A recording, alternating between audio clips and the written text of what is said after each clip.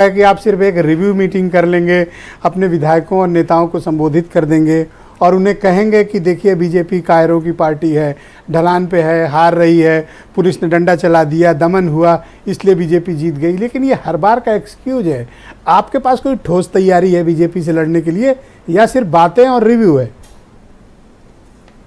देखिए, हमारे राष्ट्रीय अध्यक्ष जी जो भी बात कहते हैं, जो वक्तव्य भी देते हैं, उसके पीछे एक बड़ा कारण होता है। और आज उन्होंने जो शब्द कहा है कि भारतीय जनता पार्टी कायरों की पार्टी है, वो बड़ा ही प्रासंगिक शब्द उन्होंने कहा और उससे और कड़े शब्दों का प्रयोग सब लोग कर रहे हैं। जानते हैं क्या हुआ साहब?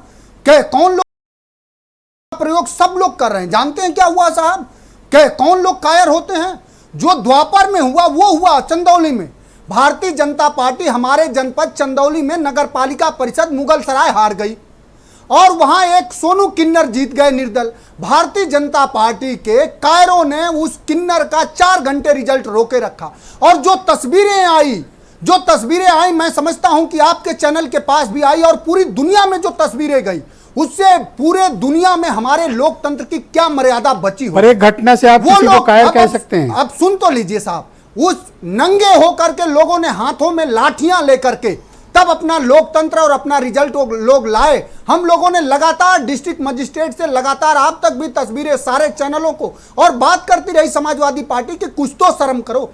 तो इसलिए ये काम कायर लोग ही कर सकते हैं। दूसरी बात ये, आप ये कह रहे हैं कि एक जीत से नहीं, समाजवादी पार्टी अगर आप अध्ययन करेंगे, भारतीय जनता पार्टी 544 नगर पंचायत में सिर्फ 191 जीती, 200 नगर पालिका परिषद में मात्र 83 जीती। सारे अपोजिशन 300 से ज्यादा अपोजिशन ने जीता। वहां भी अगर महापौर ये भी बता दो कि 17 में 17 वो नगर निगम जीते हैं। ये भी मेरी पार्टी तो आपके संज्ञान हेतु बता रहे हैं, पहली बार वो जीते हैं, आप नहीं। इस चुनाव को सिंबल में लड़ी है और मेरे पार्टी का जो प्रदर्शन है वो सबसे बेहतरीन। ये भारतीय जनता पार्टी का बाजार है। अब भारतीय जनता पार्टी कर्नाटक की हार नहीं पचा पा रही, कई उपचुनावों की हार नहीं पचा पा रही दूसरे प्रांतों में, और भारतीय जनता पार्टी अब सोच रही कि कैसे अपना बाजार बनाए रखें।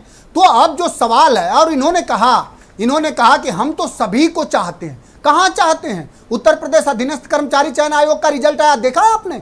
1448 में पिछड़ों को 27% की जगह मात्र 139 सीट दी गई, दलितों का हक काटा गया। कहां आज उत्तर प्रदेश के सड़कों में आपने आंख नहीं खोला? आपने नहीं देखा कि उत्तर प्रदेश की सड़कों पर पूरा उत्तर प्रदेश से आया हुआ बेरोजगार युवा लाठियां खा रहा था, उसको जेल भेजा गया? आपने ये नहीं देखा? आपसे मैं पूछना चाहूं कि 2018 के बाद कौन सी भर्ती आई? आपने शिक्षक भर्ती क्यों नहीं करी? आपने पूरे उत्तर प्रदेश में तांडव चलाया, पूरे उत्तर प्रदेश में। पर ये जो मुद्दे बना रहे हैं चुनाव के समय, तो ये मुद्दे होते नहीं हैं। आजमगढ़ में जो समीक्षा हुई है, अरे साहब हमेशा होते, मुद्दे कभी मरते हैं? भारतीय जनता पार्टी हमेशा। आपने बताइए, आपकी पार्टी के अध्यक्ष कहते हैं बीजेपी ढलान पर है। ढलान पर नहीं है, पीक की तरफ बढ़ रहे हैं। नहीं, जो पहले 14 जीते थे, इस बार 17 जीत के आए हैं। ढलान कहाँ है? आप देखिए तो बीजेपी का सुपड़ा साफ हो गया। आप जनपद का नाम बताऊं?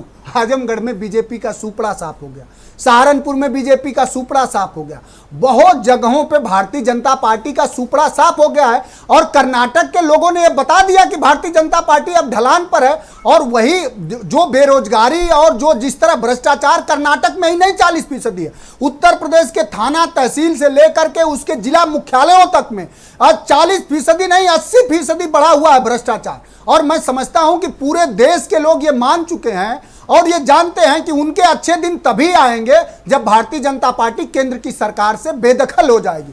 और आपको आश्वस्त करते हैं कि समाजवादी पार्टी भारतीय जनता पार्टी को, समाजवादी पार्टी गठबंधन हरा के रहेगा उत्तर प्रदेश में। भारतीय जनता पार्टी सिर्फ रिव्यू मीटिंग करके? रिव्यू मीटिंग में नहीं, हमारे लोग सड़कों पे है, हमारे लोग सड़कों पे। आप जनपद बताइए, मैं सवाल बताता हूं साहब। आप 75 जनपद, ये चलता है ODOP, 1 डिस्ट्रिक्ट 1 प्रोडक्ट। चंदौली में काला चावल हजारों कुंटल किसानों का है, जिस पर माननीय प्रधानमंत्री योगी आदित्यनाथ जी बोल चुके हैं। किसान का चावल सड़ रहा है। एक जनपद का उदाहरण दे रहा हूं।